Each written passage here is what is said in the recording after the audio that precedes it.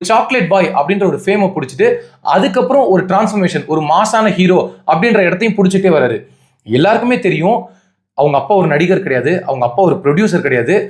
தன்னோட உழைப்பாலையும் தன்னோட தன்னம்பிக்கையாலையும் விடாமுயற்சியாலையும் இந்த ஒரு பொசிஷனுக்கு அவர் வந்தாரு. இவர் சமீபத்தில் ஒரு படத்தோட டைட்டில் கூட பார்த்தீங்கன்னா துணிவுன்னு இருந்தது. உண்மையிலேயே ஒரு துணிவுக்கு ஒரு பொருத்தமான ஒரு மனிதர் தான் அஜித். ஒரு அரசியல் மேடையில இவரை அழைக்கிறாங்க.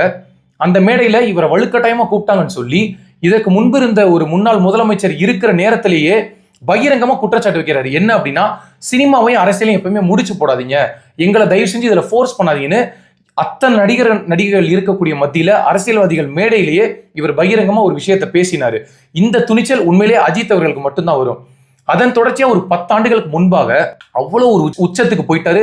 அந்த இடத்துல இருந்து என்னோட ரசிகர்கள் என்னை ரொம்ப பின்தொடர்றாங்க, என்னைய பத்தி யோசிச்சுட்டு இருக்காங்க, எனக்காக எல்லா வேலைகளும் பண்றாங்க, அதனால பகிரங்கமா ஒரு முடிவு எடுக்கிறேன், உங்க அன்பையும் உங்க பாசத்தையும் நான் மதிக்கிறேன், ஆனா உலகமே பிரமிச்சு பார்க்கக்கூடிய ஒரு செயலை பண்ணாரு.